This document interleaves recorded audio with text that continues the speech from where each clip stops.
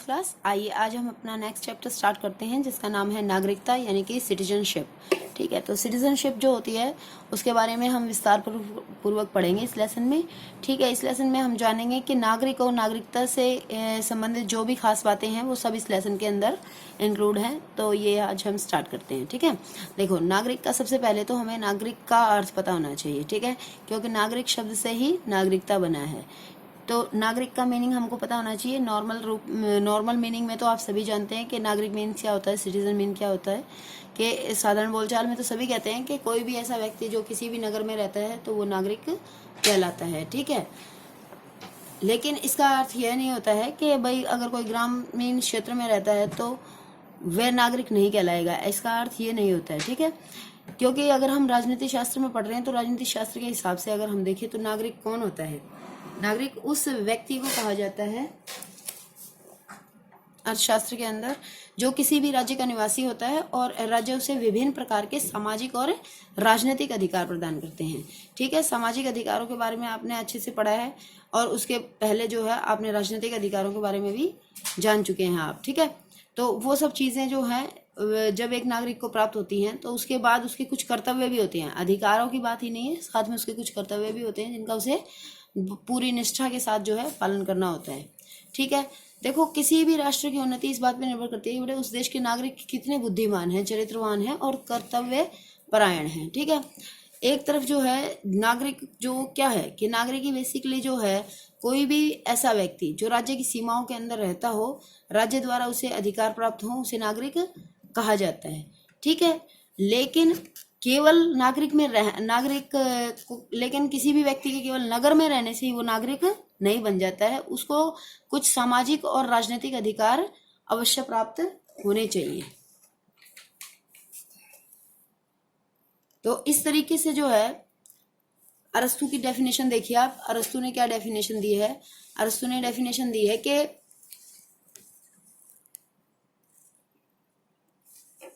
नागरिक राज्य का वह सदस्य है जो शासन व न्याय प्रबंध में भाग लेता हो। ठीक है, कि ऐसा व्यक्ति जो राज्य के शासन और न्याय प्रबंध में भाग लेता है वही व्यक्ति क्या कहलाता है? नागरिक कहलाता है। परंतु यहाँ पर अगर आप ध्यान से देखेंगे तो क्या केवल जो है जो शासन और न्याय से संबंधित हो वही केवल नागरिक थोड़ी कहलाता है।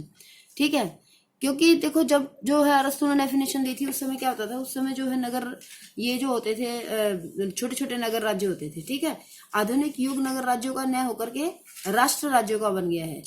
तो जहाँ राज्यों की संख्या जो है वो करोड़ों में है, तो इसलिए जो है प्रत्येक व्यक्ति को ये कहना है कि शासन और न्याय प्रबंध में भाग लेना कठिन हो गया है, ये असंभव सा है।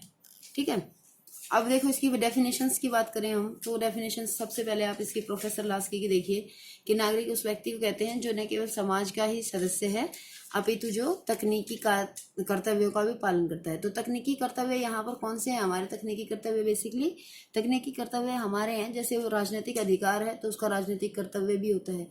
ठीक है, तो इस तरीके के जो देश के प्रति उसकी देशभक्ति है, देश के लिए उसके बलिदान देने की जो एक भावना है, वो सब चीजें जो है तकनीकी कर्तव्यों के अंतर्गत आ जाती हैं। ठीक है, राष्ट्र के प्रति जो भी राष्ट्र प्रेम की जो भावना जो होती है उसको। तो लास्की क्या कहता है? बेसिकली लास्की उसने यही कहता है कि समाज में रहना ही पर्याप्त नहीं है बल्कि वो कुछ तकनीकी कर्तव्यों का पालन भी किया जाना चाहिए उसके द्वारा। इसके बाद मिलर ने डेफिनेशन दी है कि नागरिक एक राजनीतिक समाज के सदस्य होते हैं। तो उन्हीं लोगों से राज्य बनता है और वे व्यक्तिगत तथा सामूहिक अधिकारों की रक्षा के लिए एक सरकार की स्थापना कर लेते हैं या उसकी सत्ता स्वीकार कर लेते हैं। तो यहाँ पर भी जो है अगर ध्यान से देखा जाए तो यहाँ पर भी राजनीतिक अधिकारों की बात की गई है। तो बेसिकली अगर कुल मिलाकर के हम नागरिक की विशेषताओं की बात करें तो उसके बाद आप जो है अच्छे से जान पाएंगे कि नागरिक बेसिकली होता कौन है। ठीक है, देखो सबसे पहले तो राज्य की सदस्यता है, उसकी विशेषताएं कौन कौन सी हैं कि सबसे पहले राज्य की सदस्यता उसे प्राप्त होनी चाहिए, मेंबरशिप ऑफ द स्टेट। नागरिक को किसी एक राज्य की सदस्यता प्राप्त करना अनिवार्य है। ऐसा है कि जो भी जैसे कोई भारत में रहता है तो उसे यहाँ की इंडियन सिटीजनशिप ले लेनी चाहिए। कोई अमेरिका की, जापान, यूरोप, कहीं पर भी कोई भी किसी कंट्री में रह रहा है तो ये बहुत ज़्यादा जरूरी है कि उसको किसी न किसी एक स्थान की नागरिकता अवश्य ही लेनी चाहिए। तो वो राज्य की सदस्यता जो है सबसे पहला पॉइंट हो गया कि उसी व्यक्ति को नागरिक कहा जाएगा जो किसी भी राज्य की सदस्यता प्राप्त कर लेगा। उसके बाद स्थायी निवासी की बात करें कि नागरिक जो है, नागरिक कौन होता है बेसिकली, इसका अर्थ यह नहीं है कि भाई जो स्थायी निवासी का इसका अर्थ ये नहीं कि जो है कभी कोई व्यक्ति विदेश यात्रा नहीं कर सकता है, कहीं घूमने फिरने नहीं जा सकता है, ऐसा नहीं है। लेकिन अगर स्थायी का मतलब क्या है कि उसका परमानेंट रेजिडेंस होना चाहिए, वहाँ पे जो है वो कहीं का निवासी होना चाहिए स्थायी रूप से। और स्थायी रूप से निवासी होगा, इसके लिए क्या जरूरी है कि उसने किसी भी राज्य की सदस्यता प्राप्त की हो। ठीक है। उसके बाद थर्ड पॉइंट है कि अधिकारों की प्राप्ति।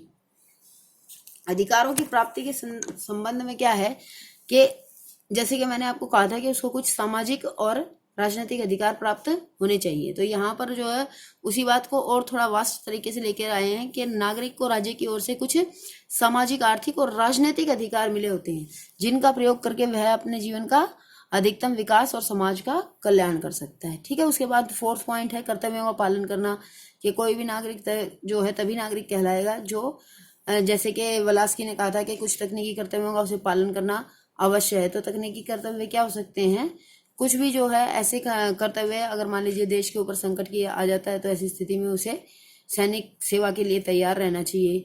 ठीक है। इसके अलावा जो है करों की अदायगी हो गया, ये भी एक तरीके का कर्तव्य पालन होता है। तो और कानूनों का पालन करना, ये सब चीजें क्या होते हैं, ये तकनीकी कर्तव्य होते हैं। उसके बाद हम बात करेंगे राज्य के प्रति वफादारी, के लॉयल होना चाहिए उसे, लॉयल्टी टुवर्ड्स दी स्टेट, के जो भी नागरिक, जहाँ का भी नागरिक है, उसको अपने राष्ट्र के प्रति जो है वफादार होना बहुत ही ज्यादा जरूरी है। अगर वो कुछ भी ऐसा करता है कि जिसके कारण जो है वो देश के खिलाफ अगर वो है, तो उसको जो है इसके लिए मृत्युदंड तक भी दिया जा सकता है। ठीक है। तो राज्य के लिए अपना जीवन उत्सर्ग करने के लिए तत्पर रहना चाहिए। उत्सर्ग का क्या अर्थ होता है यहाँ पर, निछावर करने के लिए, मतलब बलिदान करने के लिए, सेक्रीफाइस करने के लिए अपना लाइफ को हमेशा तैयार रहना चाहिए कि भाई अपनी लाइफ सेक्रीफाइस हम कर सके कंट्री के लिए। उसके बाद 6 पॉइंट है कि समाज सेवा, यानी कि सोशल सर्विस के कोई भी व्यक्ति है, जैसे प्रोफेसर निवास के अनुसार नागरिक में समाज सेवा की भावना का होना बहुत आवश्यक है। समाज सेवा की भावना, केवल एक ही पॉइंट को आप किसी एक पॉइंट के आधार पर किसी व्यक्ति को नागरिक नहीं कह सकते हैं। आपको जो है उपरोक्त सभी बातों का ध्यान रखना पड़ेगा कि जो जो भी बातें इन्होंने कही हैं वो सभी क्या है, नागरिक की विशेषताएं हैं। ठीक है। अब नागरिक के प्रकार कौन कौन से हैं, देखिए नागरिक के प्रकार जो है कई बार एग्जाम्स में भी पूछे जाते हैं सीधे सीधे कि नागरिक के कौन कौन से प्रकार हैं बताइए, या फिर जन्मजात नागरिकता से आप क्या समझते हैं, या राज्यकृत नागरिक से आप क्या समझते हैं। इस तरीके से भी क्वेश्चन एग्जाम में आता है। तो सबसे पहला देखो, ये 2 प्रकार के होते हैं। पहला तो जन्मजात यानी कि नेचुरल बोर्न सिटीजन, के कोई भी व्यक्ति जो जन्म के आधार पर नागरिकता प्राप्त करता है उन्हें हम जन्मजात नागरिकता कहते हैं। जैसे जन्म से तात्पर्य क्या है कि रक्त संबंध तथा जन्म स्थान से लिया जाता है, कि जो व्यक्ति जिस भी माता पिता से पैदा होता है तो इसको अपने माता पिता की जो भी सिटीजनशिप होती है, जिस भी कंट्री के माता पिता होते हैं तो उन्हें ऑटोमेटिकली वो सिटीजनशिप मिल जाती है। ठीक है। इसका मतलब ये है रक्त संबंध का। दूसरा, कहीं पर जो है जन्म स्थान को भी प्रेफर किया जाता है कि अगर मान लीजिए कोई इंग्लैंड में पैदा हो गया तो उसको इंग्लैंड की नागरिकता प्राप्त हो जाएगी। ठीक है। इस तरीके से भी किया जाता है। उसके बाद राज्यकृत नागरिकता राज्यकृत नागरिकता में देखिए नेचुरलाइज्ड सिटीजन्स। तो नेचुरलाइज्ड सिटीजन्स कौन होते हैं, जो राज्यकृत, यानी कि जब राज्यकृत नागरिकता किसी न किसी देश के नागरिक होते हैं, परंतु यदि वे किसी दूसरे देश की कुछ शर्तों को पूरा कर देते हैं तो शर्तों को पूरा करने के कारण, ठीक है, वहां की सरकार उचित समझे तो उन्हें नागरिकता प्रदान कर सकती है। इस प्रकार से नागरिकता प्राप्त की हुई जो होती है उसे हम राज्यकृत नागरिकता कहते हैं। ठीक है। जैसे फ्रांस के अंदर जो है ये रखा गया है कि अगर कोई भी व्यक्ति फ्रांस की सेना में शामिल होना चाहता है तो उसको ऑटोमेटिकली क्या हो जाएगा, फ्रांस की सिटीजनशिप मिल जाएगी। ठीक है। इस तरीके से जो है अलग अलग कंट्रीज में अलग अलग सिस्टम रखा गया है। उसके बाद देखिए आगे क्या कहते हैं कि नागरिक, विदेशी तथा प्रजा, इसमें क्या क्या डिफरेंस होता है कि विदेशी कौन होते हैं, नागरिक कौन होते हैं और प्रजा क्या होती है। ठीक है। देखो विदेशी का क्या अर्थ है, सबसे पहले मीनिंग ऑफ एलियन। तो इसका क्या मीनिंग है कि देखो नागरिक शब्द का अर्थ जान लेने के पश्चात विदेशी तथा प्रजा शब्द का अर्थ भी आपको जान लेना आवश्यक है। राज्य में रहने वाले सभी व्यक्ति राज्य के नागरिक नहीं होते हैं। ये बार बार ध्यान रखेंगे आपके जो भी व्यक्ति, जैसे हमारे यहाँ पर भी बहुत सारे ऐसे फॉरेनर्स हैं जो एजुकेशन के लिए या फिर मेडिकल ट्रीटमेंट के लिए या फिर घूमने फिरने के लिए आते हैं, तो इसका मतलब वो हमारे यहाँ की सिटीजन्स नहीं है। सिटीजन्स जो हैं केवल वही कहलाते हैं जो स्पेसिफिकली जो है जिनको कुछ सोशल एंड पॉलिटिकल राइट्स प्राप्त होते हैं और वो कुछ जो है अपने टेक्निकल ड्यूटीज़ को फुलफिल करते हैं, वही जो है व्यक्ति हमारे नागरिक कहलाते हैं। ठीक है, तो इस तरीके से जो है नागरिक के अतिरिक्त जो है प्रत्येक राज्य में कुछ विदेशी भी मिलते हैं। विदेशी किसी अन्य राज्य के नागरिक होते हैं और अस्थायी रूप से घूमने फिरने, व्यापार करने, पढ़ने राजदूत के रूप में आए होते हैं। तो अतः विदेशी कौन होता है? विदेशी वह व्यक्ति होता है जो अपना राज्य छोड़ करके अस्थायी रूप से दूसरे राज्य में आकर के रहता है और जिसकी वफादारी कहाँ पर ही होती है, लेकिन जिसकी वफादारी जो है वो अपने जहाँ से वो आया है उसी राज्य के प्रति वो वफादार होता है। ठीक है, वो होता है विदेशी। तो विदेशी कितने प्रकार के होते हैं? देखो, विदेशी भी 3 प्रकार के बताए इन्होंने, स्थायी विदेशी, अस्थायी विदेशी और राजदूत। तो स्थायी विदेशी कौन है? सबसे पहले देखिए स्थायी विदेशी कौन होते हैं कि स्थायी विदेशी जो हैं वे व्यक्ति होते हैं जो अपने राज्य को छोड़कर आए हुए हों तथा जिन्होंने इस राज्य में स्थायी रूप से व्यापार या नौकरी कर ली हो, जो राज्य में वापस जाने के, जो जहां से आए थे वहां पर वापस जाने के वो इच्छुक नहीं होते हैं, बल्कि नागरिकता मिलने पर उस राज्य के नागरिक बनने को तैयार हो जाते हैं।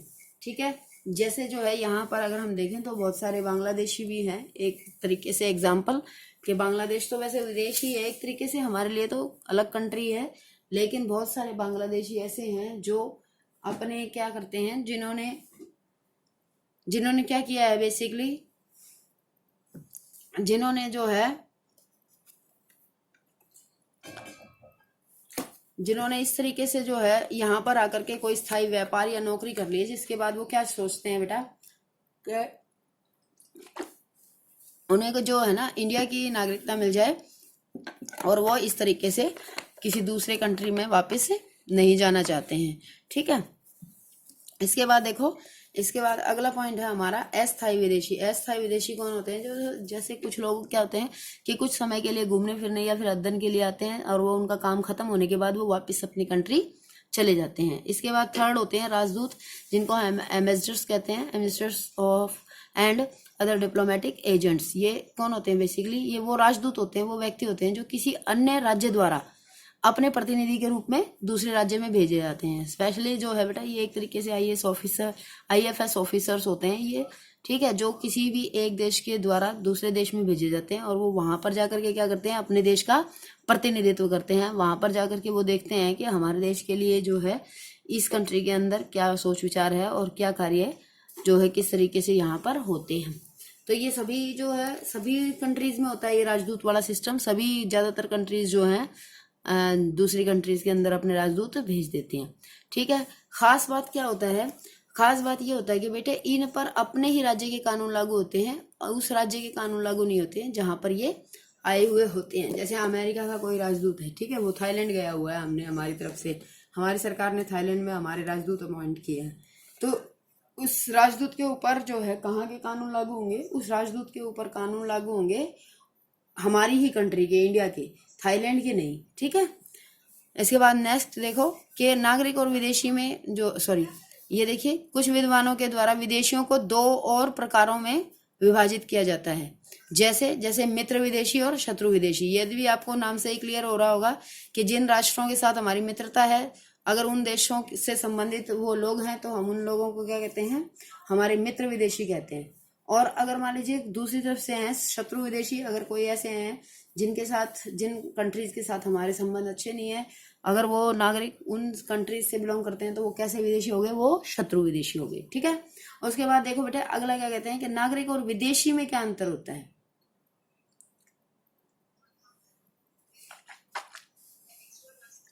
पहले तो आपने ये देखा कि विदेशी का क्या अर्थ होता है, उसके बाद विदेशी के क्या प्रकार होते हैं। ठीक है, फिर उसके बाद जो है विदेशियों के भी 2 अलग से प्रकार हैं। ठीक है, मित्र विदेशी और शत्रु विदेशी। अब है नागरिक और विदेशी में क्या अंतर होता है। तो अभी जैसे आपको पहले मैंने अनागरिक पढ़ाया, उसके बाद जो है विदेशी का अर्थ पढ़ाया, तो अब कुछ जो है आपको ये फटाक से समझ में आ जाएगा। देखो सबसे पहला क्या कहते हैं कि नागरिक और विदेशी में अंतर का पहला पॉइंट क्या है यहाँ पर, सदस्यता के आधार पर अंतर। सदस्यता के आधार पर अंतर का क्या मतलब होता है कि जो नागरिक, जो परमानेंट नागरिक होता है उसके पास तो क्या होती है, उस राष्ट्र की सदस्यता होती है, लेकिन विदेशी जो होते हैं वो किसी भी राज्य का सदस्य हो सकता है और वो किसी पर्टिकुलर उद्देश्य के लिए आ जाता है और उसके बाद वो वापिस चला जाता है। ठीक है, तो दूसरा पॉइंट, देशभक्ति के आधार पर भी अंतर हो सकता है, क्योंकि देखो नागरिक क्या होते हैं, प्रत्येक नागरिक अपने ही राष्ट्र के प्रति क्या होते हैं, वो स्वामी भक्त होते हैं, वफादार होते हैं, परंतु विदेशी क्या होते हैं, उनकी वफादारी किसके प्रति होती है, जिस देश के वे, जहां से वे आए होते हैं, यानी कि उनकी अपने कंट्री के प्रति वफादारी होती है। ठीक है, उसके बाद थर्ड पॉइंट देखो, निष्कासित करने के आधार पर। ठीक है, कि किसी व्यक्ति को जो है किस तरीके से, difference on the basis of banishment, ये कि किस तरीके से किसी व्यक्ति को उस राज्य से जो है स्थायी तौर पर वो रह सकता है, उसे वहां से जाने के लिए नहीं कहा जा सकता है, परंतु सरकार विदेशी को क्या कर सकती है, कभी भी देश को छोड़ने के लिए कह सकती है। ठीक है, कि निकाला जा सकता है उसको, अगर कोई विदेशी है तो, लेकिन नागरिक जो होते हैं उन्हें कभी भी निकाला नहीं जा सकता है। ठीक है, फोर्थ पॉइंट है अधिकारों के आधार पर अंतर। तो जैसे कि पहले ही डेफिनेशन में हमने कर लिया था कि नागरिकों को कुछ विशेष अधिकार प्राप्त होते हैं जो सामाजिक और राजनीतिक अधिकार हो सकते हैं, लेकिन विदेशियों को ऐसे अधिकार प्राप्त नहीं होते हैं। देखो ये नॉर्मल सी बात है कि जो विदेशी होते हैं उनको किसी प्रकार का जो है वोट डालने का अधिकार, यहाँ पे नेता के रूप में चुने जाने का अधिकार, सरकार में शामिल होने का अधिकार, इस प्रकार के कोई अधिकार प्राप्त नहीं होते। ठीक है, उसके बाद देखो सैनिक सेवा के आधार पर भी अंतर होता है कि संकट के समय जो है राज्य अपने नागरिकों से सैनिक सेवाएं ले सकता है, परंतु विदेशियों को सैनिक सेवाओं के लिए बाध्य नहीं कर सकता है। ठीक है, उसके बाद संपत्ति के आधार पर भी अंतर होता है कि कई देशों में विदेशियों को संपत्ति खरीदने का अधिकार होता है, जबकि अपने नागरिकों को संपत्ति खरीदने बेचने का अधिकार होता है। ठीक है, ये जैसे कि आपने जब थोड़े दिन पहले, समय पहले जो है जम्मू कश्मीर में भी सिस्टम होता था कि जो है जम्मू कश्मीर के अंदर जाकर के, जब तक जम्मू कश्मीर जो है आर्टिकल 370 के अंतर्गत जो है उसको भारत में नहीं जोड़ दिया गया था, भैया 370 को खत्म करके और उसके बाद इंडिया में उसको जोड़ दिया गया, तब उससे पहले क्या रूल होता था, उससे पहले वहां पर यही रूल होता था। ठीक है, कि किसी भी व्यक्ति को क्या किया जा सकता था कि कोई भी व्यक्ति जो है जम्मू कश्मीर जाकर के वहां की जमीन नहीं खरीद सकती थी, वहां के प्राकृतिक स्रोतों पर अपना अधिकार नहीं जमा सकती थी। इवन देन कोई जो है बड़ी जो कंस्ट्रक्शन, फैक्ट्री वर्क, इस तरीके की इंडस्ट्रीज वगैरह लगाने का काम कुछ भी नहीं कर सकते थे। ठीक है, तो ये भी एक पॉइंट है कि संपत्ति के आधार पर भी अंतर पाए जाते हैं, कि कई देशों में विदेशियों को संपत्ति खरीदने का अधिकार होता है लेकिन कईयों को अधिकार नहीं होता है। नेक्स्ट पॉइंट क्या है बेटे, उसके बाद है संपत्ति के आधार पर अंतर, कि ये हो गया संपत्ति के। उसके बाद प्रजा, जैसे हमारा क्वेश्चन क्या था, नागरिक, विदेशी और प्रजा में क्या अंतर है, तो प्रजा किसे कहते हैं। देखो जब बहुत प्राचीन काल होता था, जब राजा और प्रजा का समय होता था, उन समय जो है ये राजा और प्रजा जो है तभी से संबोधित किया जा रहा है। ठीक है, जिन राज्यों में राजतंत्रीय शासन व्यवस्था होती है वहां के नागरिकों को क्या कहा जाता है, प्रजा कहा जाता है। ये ध्यान में रखने की बात है कि भले ही उन्हें प्रजातंत्रीय राज्यों की तरह अधिकार प्राप्त हों, जैसे इंग्लैंड के नागरिकों को क्या है कि इंग्लैंड के नागरिकों को प्रजा ही कहा जाता है आज भी, जबकि भारत और अमेरिका में नागरिक शब्द का प्रयोग किया जाता है। ठीक है, इसके बाद नागरिकों और प्रजा में क्या अंतर है, कि साधारण शब्दों में राज्यों में रहने वाले और उनकी सत्ता को स्वीकार करने वाले सभी नागरिक प्रजा होती है। सत्ता को स्वीकार करने का मतलब क्या है कि अगर किसी भी प्रकार का कोई भी ऑर्डर पास किया जाता है गवर्नमेंट की तरफ से, तो उसको मानने के लिए तैयार हैं, तो वो व्यक्ति क्या है, वो लोग प्रजा कहलाते हैं। आजकल प्रजा शब्द को घृणा की दृष्टि से देखा जाता है। ठीक है, क्योंकि कहीं ना कहीं प्रजा को क्या माना जाता है आजकल के जमाने में, कि वो जो है ज्यादा शिक्षित नहीं है। ठीक है, वो ज्यादा दब्बू किस्म के लोग हैं, इस तरीके से जो है उसके बारे में सोचा जाता है। तो ये है बेसिकली कि भूतकाल का अवशेष है, इसका संबंध प्राय स्वेच्छाचारी राजतंत्र या सामंतवाद से जोड़ा जाता है। ठीक है, कि प्रजा को जो है अब इस तरीके से नहीं लिया जाता है। यहाँ पर देखो, जो स्वेच्छाचारी राजतंत्र का मतलब होता है कि राजा का ऐसा शासन जिसमें किसी और व्यक्ति को किसी भी प्रकार का अधिकार प्राप्त नहीं हो, राजा जो है सारी शासन का कार्यभाग अपनी इच्छा के अनुसार चलाता हो। ठीक है, यूनान, ईरान, इंग्लैंड और अफगानिस्तान जैसे देशों में जहां पर अब भी राजतंत्र विद्यमान है, नागरिकों को प्रजा ही कहा जाता है। ठीक है, उसके बाद यही कारण है कि अंग्रेजी कानून में नागरिक शब्द का प्रयोग नहीं होता है। अंग्रेजी कानून में नागरिक शब्द का प्रयोग नहीं होता है, किंतु फ्रांस, अमेरिका जैसे गणतंत्रीय देशों में नागरिक शब्द को प्रजा शब्द की अपेक्षा अधिक पसंद किया जाता है। ठीक है, इसी कारण से अमेरिकी कानून में प्रजा शब्द का बिल्कुल ही भी प्रयोग नहीं किया जाता। क्यों? क्योंकि प्रजा शब्द को ये लोग क्या नहीं समझते, प्रेफरेबल नहीं समझते हैं, इसको अच्छा नहीं समझते हैं। एक तरीके से ये जो है स्वेच्छाचारी राजतंत्र का फैलाया हुआ प्रपंच था, जिसको जो है अच्छा नहीं माना जाता था। ठीक है, कि प्रजा को अच्छी दृष्टि से नहीं देखा जाता था। अब लास्ट जो है ये बेटे कैसे, देखो ये एग्जाम में ऐसे आ सकते हैं आपको इंडिविजुअल क्वेश्चन के नागरिकों तथा प्रजा में अंतर लिखिए, समझ गए। अब जैसे नागरिक और निवासी में अंतर लिखो, नागरिक और विदेशी में अंतर लिखो, आपको ये क्वेश्चन ऐसे भी आ सकते हैं। ठीक है, यह ठीक है कि आमतौर पर क्या होता है कि नागरिक उस देश के ही निवासी होते हैं, परंतु कई बार नागरिक देश के बाहर भी चले जाते हैं। इसलिए हमें इन दोनों शब्दों में समानता और अंतर देख लेना चाहिए कि कौन नागरिक है और कौन निवासी है। ठीक है, कि कई बार क्या होता है, कई बार जो है नागरिक देश के बाहर भी चले जाते हैं, इसलिए हमें क्या करना चाहिए, इसलिए हमें ध्यान रखना चाहिए कि कुछ नागरिक तो ऐसे होते हैं जो बाहर विदेश में जाने के बाद भी जो है अपने राष्ट्र के प्रति पूरा समर्थन रखते हैं। ठीक है, तो वो उनकी पहचान होनी चाहिए हमको। नागरिक तथा निवासी दोनों को ही राज्य की ओर से कानूनी सुरक्षा प्रदान होती है। कि देखो ये नहीं मतलब बेटा कि जैसे कोई विदेशी हमारे इंडिया में आया हो तो इसका मतलब ये नहीं है कि उसके साथ कोई भी अभद्र व्यवहार करेंगे, मारेंगे, पीटेंगे, या उसको जो है जिस उद्देश्य के लिए वो नहीं आए हैं उसमें, जिस उद्देश्य के लिए वो आए हैं उस उद्देश्य को पूरा करवाने में उनके साथ ठगी करेंगे, इस तरीके का कोई काम नहीं करना चाहिए। ठीक है, तो नागरिक जो है उनके साथ भी क्या होना चाहिए, निवासियों जो निवासी है उनके साथ भी क्या करना चाहिए, उनके साथ भी जो है मानवतापूर्ण व्यवहार किया जाना चाहिए। ठीक है, लेकिन सीधी सी बात है कि उनको जीवन और संपत्ति का अधिकार होता है, परंतु उनको राजनीतिक अधिकार नहीं प्राप्त होते हैं। राजनीतिक अधिकार केवल नागरिकों को ही मिलते हैं। ठीक है, तो इस तरीके से जो है ये हमारा कि नागरिकों को अधिकार कर्तव्य दोनों ही मिले हुए हैं, परंतु निवासी को केवल कर्तव्य निभाने पड़ते हैं, ये खास बात है। ठीक है, तो नागरिक कहीं ना कहीं क्या है, एक वास्ट कॉन्सेप्ट है, और निवासी जो है वो एक छोटी बात है इसके सामने। ठीक है, ओके, आगे का लेसन अगली वीडियो में पढ़ेंगे। तब तक के लिए बाय बाय।